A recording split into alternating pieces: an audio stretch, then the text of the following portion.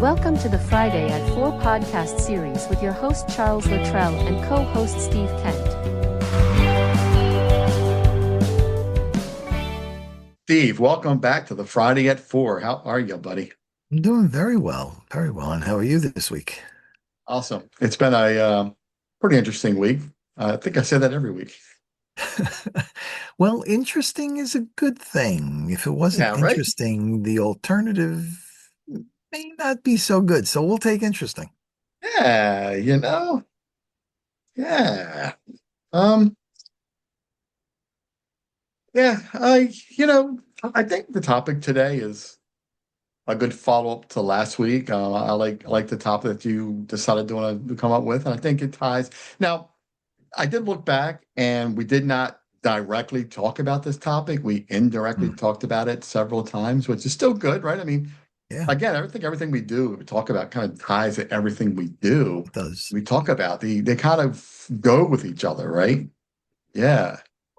This topic is around communication, communicating to your partner, your boss, your kids, public, right? Yep, And that's a lot. It's such a loaded topic. I say that almost every week too. It's such a loaded topic, right? And it is. everything we talk about, it has a lot to it because when we talk about topics, there's so many things, there's so many directions you can go with it. And I'm interested and can't wait to get into this with you to see what direction we go with this because it's such a big one. And let's go ahead and get It started. is. Communication. Let's roll. Yeah, it is absolutely a huge topic. And again, we'll just take a piece of it today.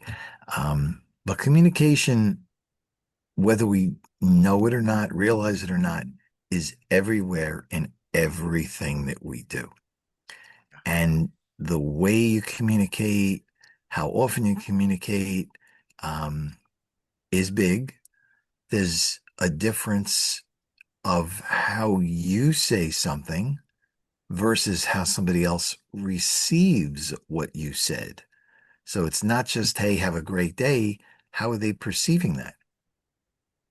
We think it's easy, it's simple, it's straightforward, but we don't know how the other person thinks. Now, obviously, that's a simple example, but we don't know what's going on in the other person's day, week, month life. So we have to be careful what we say because we don't know what the other person's thinking. So, as an example, I guess to start this somewhere, those of us who have a significant other, I guess that's the proper term these days, right? Significant other. Um, Politically correct. how do you communicate with that person? How often? And it's not just what you say, it's how you listen. Now, are you listening to respond what you want to say, or are you listening to respond to what they said? Two different things. Very So two are you different things. really listening? Yeah. That's a big deal. And I've taken all kinds of courses on that and I still mess up every so often. Okay. But are you really just blocking out your own thought and really listening? Because if you don't listen to the other person, how can you respond the right way? How can you potentially solve a problem they may be telling you about when all you care about is what you have, what you want? So there's a big deal between listening and saying and responding. Um, Yeah. so There, that's that. I was going to say real quick, I know you know the answer to this. There's a study done, and I know you know the name of it, to where you tell somebody something, you tell them to tell somebody else, and by the time it gets 15, 20 people down, it's like completely not Yeah. even the right thing that you It's called said. telephone.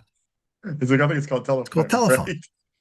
And the Where you more people in between the first person and the last person, that story can change completely. Because again, people hear what they want, they say what they want, and as each person in that chain does that, have a nice day could turn into let's go on vacation. Where that came from, I don't know. But that's the game of telephone is you just don't know. And the more people in between, the crazier it gets. and I Um, think this fits for what we're talking about, right? Because I think that's a great part of it. It's a big part of this, right? Because like you said, are you listening to respond or are you listening to hear what the person's saying? Because Yes, they're totally different when you talk to somebody. they Are are. you really listening to hear what they're saying? Or are you waiting so you can just respond with your blurb of what you want to say? Right, Right? right. Yeah. And I mean, we were talking about significant other, but let's just bounce out for a second and we're going to change direction. I'm sure we'll come back to this at some point because it is such a wide open topic. But that whole situation you described is when you go out, and I don't mean you, I'm talking general, when you go out to your client or a potential client, are you really sitting down and listening, really listening to what their problems are, their concerns are?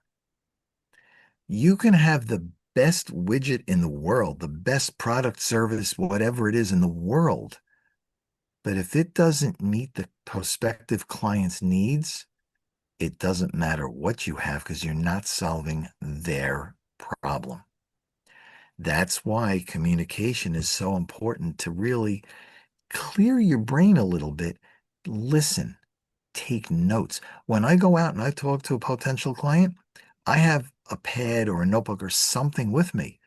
And I actually tell the other person, if it's okay with you, I'm going to be taking notes because I want to make sure that I take down what you tell me so I can potentially give you a solution that matches what you need. And as soon as you say that, you have elevated yourself several levels up from the rest of the pack because you're showing interest. You're showing that you're listening, that you want to solve their problem. And if you can do that, the odds of you getting business and repeat business goes way up because you've set the tone early that you really do care about them, not about the dollars. Now, yes, we care about the dollars. I get that. Okay. So I all the time, right? But you can't get to the dollars unless you understand and solve the problem. So you got to back it up. You can't put the cart before the horse, as they say. You got to put the horse first, and that's listening to the client. And that's a Yeah, big deal. yeah, Plenty of, absolutely. yeah. Yeah. Good. I may have messed up yesterday. I talked to a potential prospect and I didn't warn them that I was taking notes on my phone. I was just taking notes Mm, on the phone. And I don't mm, know if they took that the wrong way as I was on my phone while they were talking, but it was so okay. random because I didn't expect to talk to the business owner. Mm, I was there just to film outside to get a start of this month's gotcha. episode. Gotcha. And I'd mentioned somebody about, the manager, the owner, or somebody in there, and she said, "Yeah, the manager's at the desk." And I went in, talked to the manager, and she's like, "Oh, the owner's here. Hold on." And she went and grabbed the owner. I'm Mm, like, "Whoa, okay." She kind of caught me off guard. So the whole interaction okay. was, well, it was cool and wild and passionate and crazy. I hope I didn't give the wrong impression, when I was Mhm. looked distracted on my phone when I was actually taking notes. I don't know, but we'll see where it goes. So, right. So again, we go back to what I said. The easiest way is to say to whoever the person is, like, thank you for meeting me. I appreciate it. I really am listening. But in order for me to keep track of it so I can go back and, potentially solve any questions or problems you may have in this discussion, is it okay with you if I take notes? Again, you're asking permission. Most people will say yes because they see you're trying to help and get it right. Their Right. time is valuable. I was in corporate and I still remember when I was in corporate IT, they sent, well, they didn't send, I went in to a high level person in a major bank because that was my clientele was the C-suite of financial institutions. And I went in and I talked to the CTO, Chief Technology Officer. And I go in 1 hour meeting. I go in, thank you for meeting me. I appreciate your time. And I proceeded to go straight into a 55-minute PowerPoint on everything we offered. And with 5 minutes left, I was done. And he looked at me and he said to me, you never asked me what I want. what keeps me up at night, what my concerns are, blah, blah, blah. He goes, that's a great PowerPoint. Frankly, I don't care. And I was gone and I never got back in to see him again. And that taught me ask no PowerPoints. That taught me, thank you, Chuck. Thank you for meeting me. I appreciate your time. I really want to find out more about you, the business, what keeps you up at night from a business perspective. Make sure you say from a business perspective. Otherwise, because I'll go into that story in a second. Um, but, and then is it okay if I take notes to make sure I capture all the relevant points? And at the end of the meeting, you repeat back. Okay, so just to make sure I have it all, you mentioned and list the points. You will get so much respect and you will get a second appointment because you listened. And now they know, all things being equal, that you're going to go out and try to solve their problem, not just sell something off the shelf. Yeah, good point. Yeah, yeah, it's true. Now, the Yeah. reason I made the statement of, and you're going to laugh at this, but the reason I made the statement of what keeps you up at night from a business perspective is I went into one client and I said, what keeps you up at night? And you really don't want to know the answer I got because it was not very clean or nice. So I realized one time only, that's all it took. But I I took, now added from a business perspective. So this way there's yeah. no confusion about what I'm looking for. What are you looking for? Yeah, it was an interesting conversation there, you know. I hear But you. yeah, I can imagine. but it's everything. I mean, you know, that's the business side. So I'm going to give it back to you in a second. So here's the situation. I go to a client and I have to sit down, educate, and we go through from a financial perspective what their needs are. Where are they today? Where are they looking to go? And then I come back with a solution.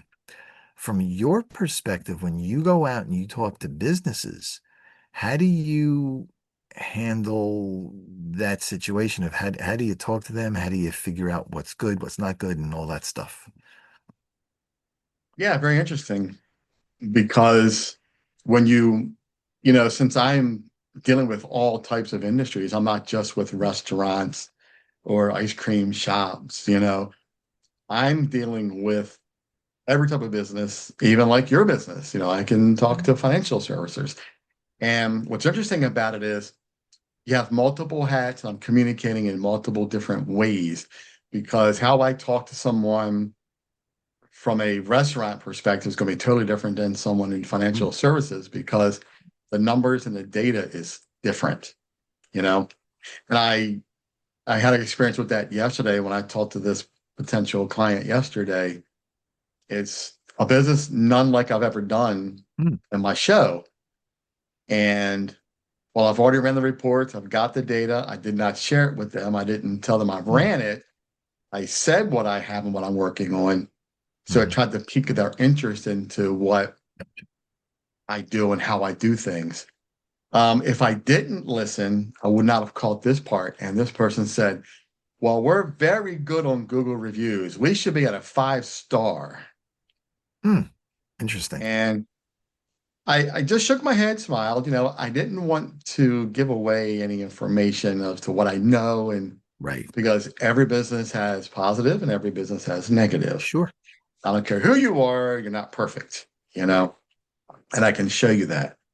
But I was not there to bash the client, the Mm. potential prospect. I never Mhm. do that anyway. And I made sure I made that clear to him Right. that I don't bash businesses. I'm not there to make you look bad. I'm here to improve on Hmm. things, you know? And one thing I liked about his approach was he did 99% of the talking. Mm. It was Okay. impressive. And he went into his complete story of how he started, where he came from, all the way back to COVID.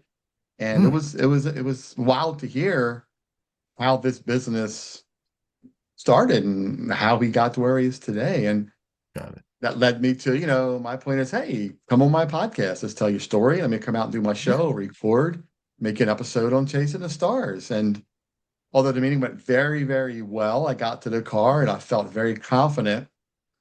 Today, I don't have that confidence now because Hmm. it's a day later and I don't know if what I did really wowed him. Like, did he Hmm. really need what I have? Or was he just, Right. Chuck sounded like he's good at what he does, but I'm not really interested. Hmm. So I sent him an email that's all the communication part. I emailed him, the Hmm. details of what I'm looking for, what I do. I'm excited. But one thing I liked that he said in the whole presentation was he could see, hear, and feel my passion for my business. Yep. And that right there made me feel really good. Yeah. That to me means that I checked a lot of boxes, right? I was Mhm. thorough in my information. He understood me and he saw my passion, that he could see that as an entrepreneur myself, Gotcha. he saw the passion, how I wanted to Mhm. really help his business move forward with whatever I wanted to show for him, right? Mhm. Yeah. So, It's important. yeah, right. So, It is. again, that business was it's a different business than what I'm used to dealing with. Okay. And it was interesting to try to pitch Hmm. my idea to him, because when he said he should be a perfect 5 star on Google, well, there's more to everything than just a 5 star on Google. And I Yeah. think I asked this question to you before, and I've been asking it to a lot of people I'm running into lately. My questions always has been recently is, why do you care so much about Google and Google reviews? Right. You know? And for those of you who are watching, answer in the comments. I want to know, why do you think Google has to be the number one top dog? We got to get Google reviews. I drove through a Hmm. coffee shop drive through several times. They know who I am, they know my daughters. Oh, here's a free gift. By the way, when your receipt, please do a Google review for us. I'm giving this to you to do a Google review. So now you did what they're not supposed to do. You're Okay. soliciting for a Right. review, Right. you Right. know? However, if you want me to tell you the truth, it's going to be bad anyway because I have bad experiences,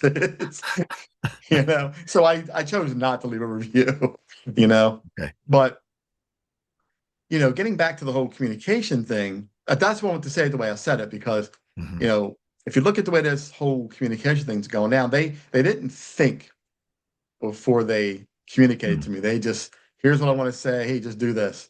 Why not give me the free gift and say, hey, it's a free gift. Oh, by the way, if you would like to give us a Google review, we would love that. Say it a different way. Don't just say, I'm Yeah. giving you Yeah. this, do a Right. review. No, I'm not doing it now. You Right. know? Yeah. Well, that's Yeah. that's trying to buy a vote. So yeah.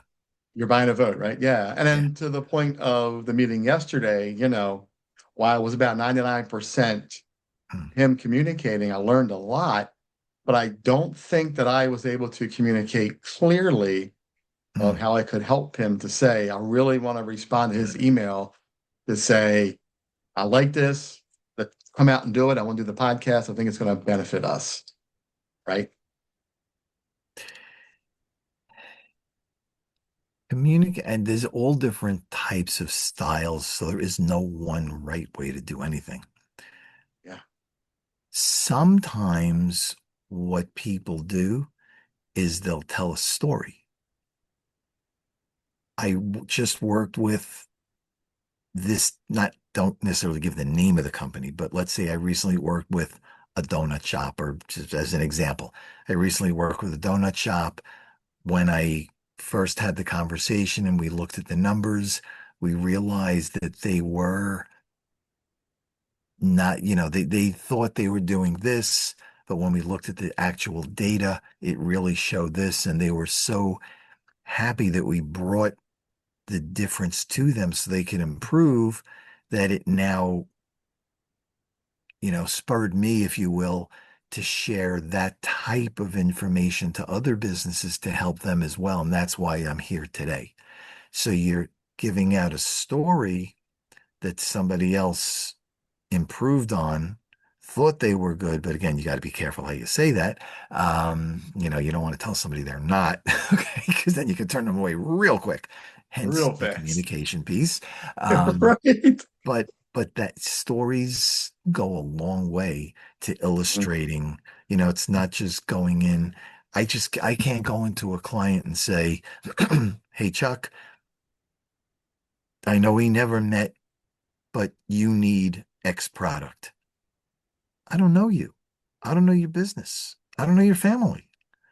But if I sit down with you and we do the whole discussion, get to know each other, get into a little bit more detail, taking notes, then I can go back, find the solution, come back and say, "Hey, Chuck, to recap, this is what we talked about.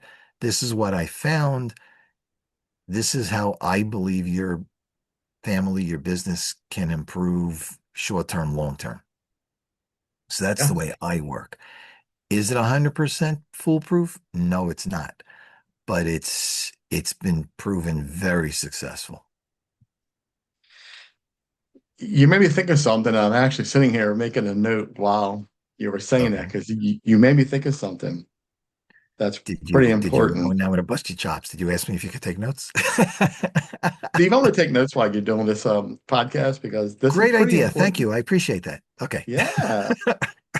So for those of Yeah. you who are watching this, maybe for the first time or just as a reminder, Chuck and I know each other for quite a while, and we trust each other. We talk to each other after these episodes, and we do bust on each other a little bit during. So don't take that seriously. We're not doing this maliciously. We are just having fun. So just to put that out there. Okay. I didn't want that note to get out of my brain because I'll do that sometimes. This mind of Oh, here is so overloaded right now I'm with so sure. much stuff that that thought would go away. But I think you helped me answer a question to how I can better get myself into talking to the business owners. And Oh, okay. thank you for saying the way you said it because and we'll Oh, talk about it after the show because I don't want to say yeah. it right now until I perfect it because you know how I am. I'll come up with something. I want to make sure it's good before I roll it out. It's taken Yep. me, 2 years to get this report. Well, this audit now, the way I have it Mm, set up. And I'll share that with you after this podcast. okay. It's coming along nicely, and Good. Rachel Gaddis has been gracious enough to help me with this a lot. She's really been Okay. instrumental, and I want to share it with you. I haven't done that yet Mm, because it still needs a lot of work. okay. However, she's got me where I am right now with giving me that feedback of nah, it Mm, doesn't make sense. Nah, it doesn't make sense. It doesn't that graph doesn't make sense. But this one does. This one's good. I understand this, but this one doesn't make sense. So I'm getting there, right? But this good. this statement you just said made me again, right? Because this episode is about communication. Right. This conversation, you struck me to say, hey, let me make this note because this conversation will make better conversation for me in the future. And I thank you, Steve, for that Yep. because this is what we Yep. do. This is why we have this Yep. podcast. Absolutely. You know? The Yeah. communication, again, has two sides. So the person who, let's say we're chatting and I give you some constructive feedback on, I don't know, your glasses are the wrong color. I don't know, whatever. Uh, Okay. are they? Man, come on, man. Actually, I was going to say you have more hair than I do, but let's not go there. Okay. So your glasses, it's been like this a long time. Um, so let's say I constructively say your glasses could be a different shade. I'm thinking positive, trying to help. But if Chuck sits there and says, heck no, I like them, I don't care what you say, and all of a sudden a decent back and forth communication starts going contentious. Go And south. then it goes south real quick. Yeah. And then both could say things you don't necessarily mean, and it could sour a good friendship. So people have to be careful what and how they, doesn't mean you shouldn't say it, but it's how you say something. It's not what you say, it's how you say And it. it's how it's received. So again, it's who's saying it, who's receiving. It's that message, it's that communication. You know, Yeah. um, I remember when my kids were young, way back when they were young, okay? And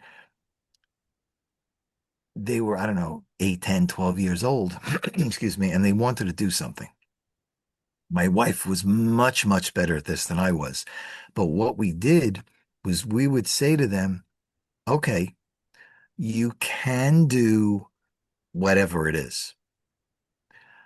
But before you do that, think about what could happen. Will anybody get hurt physically, emotionally, financially? And as they get older, of course, that takes on new meaning. But we taught them, and to this day, they still do. If they're going to do something, what's the ramifications? If my son, so here's a perfect example. My son was 18, 18, came back after his first year of college, and in the summer, the rule of the house was either you work or you go to school. Sleeping till 10 o'clock in the morning and then staying up till 2 in the morning is not an option. You work or you go to school. So he went to work at night delivering for Pizza Hut. I don't know if that chain is still around, but he delivered. Now we're talking like 20 20 plus years. years ago. Yeah, yeah. So he goes out and he's there a couple of weeks. And during the week, he was invited. One of the people in the place had a party. So they invited him because he's part of the staff. He's a driver, but he's part of the staff. So, okay, go. Weeknight, like 11 o'clock. My wife and I are both sleeping because we had to get up early in the morning to go to work. Phone rings. It's my son. Is everything okay? Now, this is communication. Is everything okay? And he said, yes, but I had too much beer and I don't want to drive home. Now, he's 18 years old and he called and he said, I don't want to drive home. He gave us the address. The two of us got in one car. We went to pick him up. He got in the car. One of us drove that car. One of us drove his car home. And we went home and we all went to sleep. The next day, we come home from work and he says, I'm sorry I woke you up at night. And how you communicate. And we said to him, you did the right thing. You were in a position that you went to the party. Great. I'm glad you went out. But you were also smart enough and aware enough not to drive. So you called us. You did the right thing. Don't ever feel sorry for doing the right thing. End of conversation. Never yelled, never screamed, didn't take his car away. Actually, he was driving my car, frankly, but didn't take the car away. It was all good. It's how you communicate the message. You could Yeah, have said to him, hey, you took our sleep away, blah, blah, blah, yeah, bad son. But we rewarded him and told him he did the right thing. And going forward, he always remembered that. And no matter how old he got, and he's 40 now, no matter how old he gets, he's still my son. And if he needs help, he knows he can call me without any tongue lashing or berating or anything that right. goes with that because he knows I Yeah, support him. So it's the communication. But again, it's the child, it's the partner, it's an employee, it's your boss, it's whoever it is. It's the message, yeah. how you deliver it and how it's How you received. deliver it. Yep. I was waiting for to say next day you woke up, you took him out because he was 18 and drinking, not 21. Now, actually, when he was like 13, 14, 14-ish, he wanted to try a beer. Now, obviously, he's underage. So what we did was inside the house, just the three of us, me, my wife, and my son. And we let him take a sip of one so we could Yeah. control the situation. Yep. He got so sick from that one taste. Wow. But the reason we did it is we wanted him to understand because some of his friends should not have been, but were, and he wanted to try. And Right. so we let him, and he got sick, and he did not drink again until he was 18. but we let Amazing. him try. Communication, control the situation. Yeah. Amazing. Yeah. I had my first sip at 11 years old. I'll never forget it. Did you really? And it Wow. was awful. It was awful. Yeah. 11 years old. I I'll had never forget it. mine, I think I was 17. Wow. You So I was waited. old. I was old. Yeah, listen to me. I You're was old. older. But I wasn't like the 12, 14, 16 type stuff Yeah. that some of my friends were doing. I waited a little bit. Yeah. Um, and I didn't That's like it. good. And I also backed off, but I Yeah. tried in a controlled situation. But again, Right. that's the way I did it. Doesn't mean everybody's going to, and that's cool. But That's a for whole nother me, that conversation, situation right? worked. I'm That's a sorry. whole nother conversation, right? You can do whatever you want, but I'm just giving Whatever you you my want. experiences that worked for me. Yeah. So, but more than the experience is the communication aspect. I know we keep coming back to it, but that's the topic Yeah. is the That's the communications. topic. How do Yeah. Absolutely. you Yeah. relay? You can try, and I trust you because I can control what you do. I would not have sent him out to the real world to have his first one because what happens if he likes it and has too much because you don't know where to stop? And Yeah. because it's your first time drinking, it will hit you harder because your body's not used to it. So That's not I'd what it is. rather do it controlled and be able to say, okay, you may have liked it, you tried it, now it's off limits until you get older, but we let him try. Yeah. And it's the trust factor because if you You trust them, know, they'll trust you. what a great communication. That's wonderful, man. I applaud you for that. That's great. Now on to our next communication factor here. 516-727-2294. Reach out to Steve, man. Love that lead in. And Chuck is 410-935-6132. Reach out. He'll help you in your business. But I yeah, got a lot of data. lot of data, a lot of data. Willing to show it. After Yeah, he listens to you, he'll show you the data. There you go. absolutely, man. Okay, Absolutely. good deal. Steve, what other great episode of the Friday at Yep. 4 podcast because It's 4 o'clock somewhere. we're black somewhere.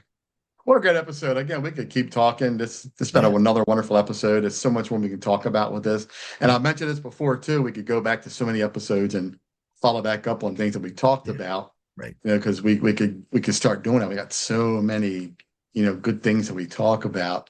Hmm. I like this one because it's so huge because Mm. I thought I miscommunicated yesterday. Maybe I didn't, right? Maybe he liked what I said. Maybe he's just taking a delay on responding, right? Could be.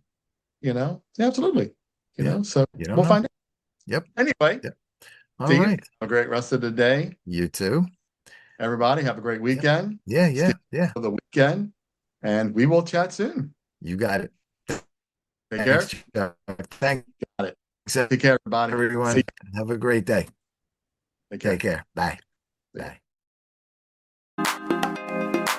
You've been watching the Friday at 4 podcast series with your host Charles Luttrell and co-host Steve Kent. Thanks for watching.